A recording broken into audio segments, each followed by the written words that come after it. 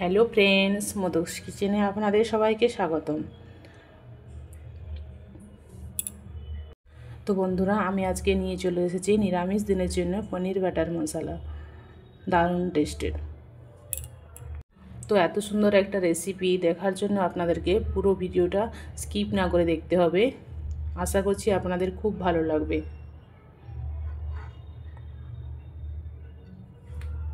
নিরামিষ দিনের জন্য দারুণ একটা রেসিপি। তো চলুন তাহলে রেসিপিটা শুরু করা যাক। তার জন্য এখানে 200 গ্রাম পনির এভাবে পিস পিস করে কেটে নিয়েছি। পনির বাটার মশলা করার জন্য এখানে আমি একটা মশলা রেডি করে নিচ্ছি। তার জন্য এখানে দিলাম কয়েক টুকরো আদা, 4টে কাঁচা লঙ্কা, 5-6টা কাজু, আর দেবো সামান্য পরিমাণে সাজিরে।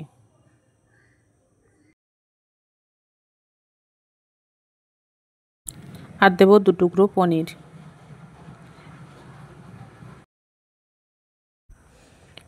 সামান্য পরিমাণে জল দিয়ে এটার একটা মিহি পেস্ট বানিয়ে নেব।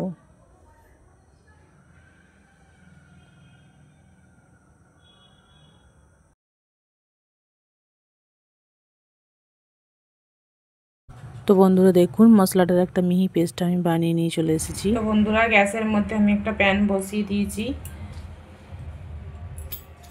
এবার এর মধ্যে দিয়ে দেবো বাটার।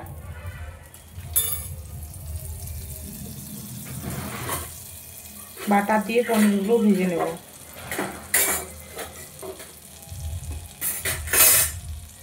এর মধ্যে যেহেতু আমি কোনো লবণ দিইনি, এখানে একটু লবণ দিয়ে দেবো। পনিরগুলো দিয়ে দেবো।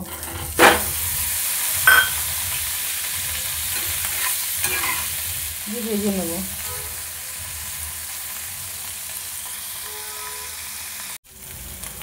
পনিরগুলো আমি ভেজে নিয়েছি, আর এগুলো তুলে নেব।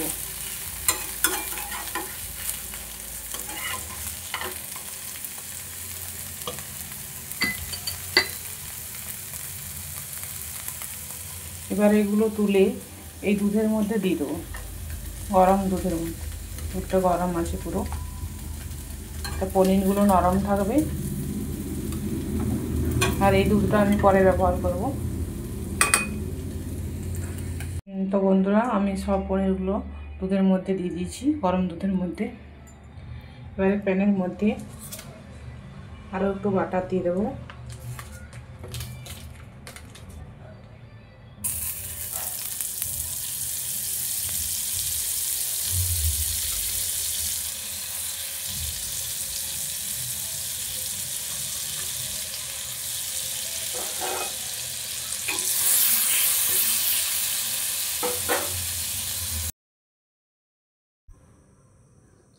এবারে এর মধ্যে দিয়ে দেবো 2 চামচ সাদা তেল বাটারের মধ্যে।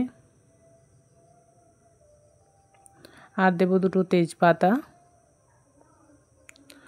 আর 2টো লং, একটা এলাচ, একটা দারচিনি, সামান্য পরিমাণে গোটা গরম মশলা দিলাম।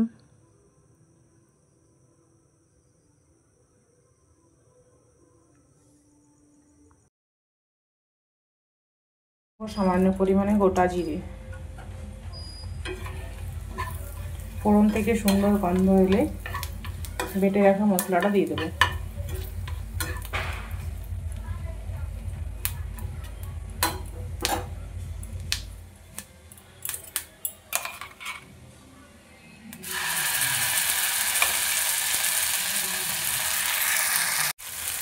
পুরো মশলাটা দিয়ে দিয়েছি। মশলাটা লেগে লেগে যাচ্ছে, তাই আমি এর মধ্যে দেবো সামান্য পরিমাণে দুধ।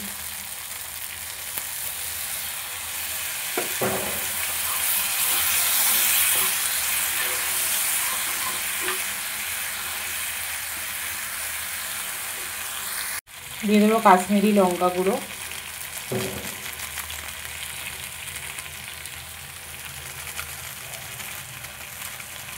আমি এখানে হলুদ গুঁড়ো ব্যবহার করছি না, আপনারা চাইলে ব্যবহার করতে পারেন।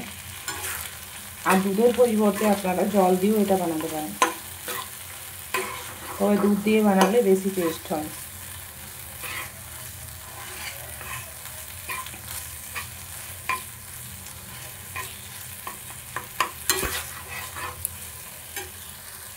আরও একটু দুধ দিয়ে দেবো, দিয়ে খুব ভালোভাবে মশলাটা কষিয়ে নেবো একটু।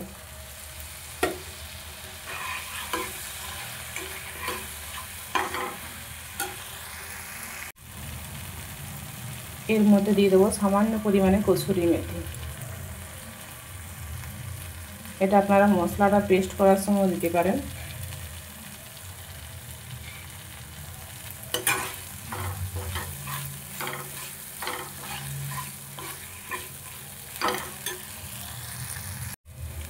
মশলাটা আমি কষিয়ে নিয়েছি খুব ভালোভাবে। এবারে পনির সমেত দুধটা দিয়ে দেবো।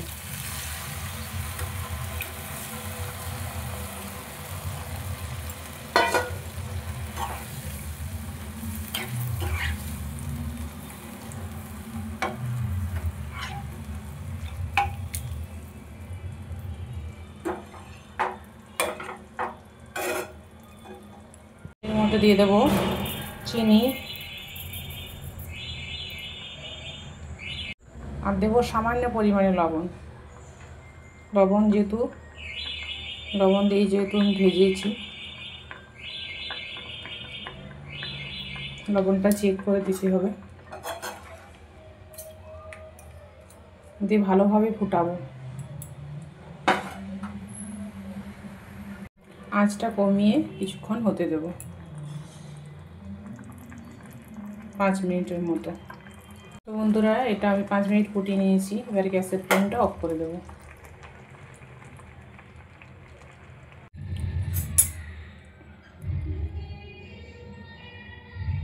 এবার এর মধ্যে এক টুকরো বাটার ফেলে দেবো।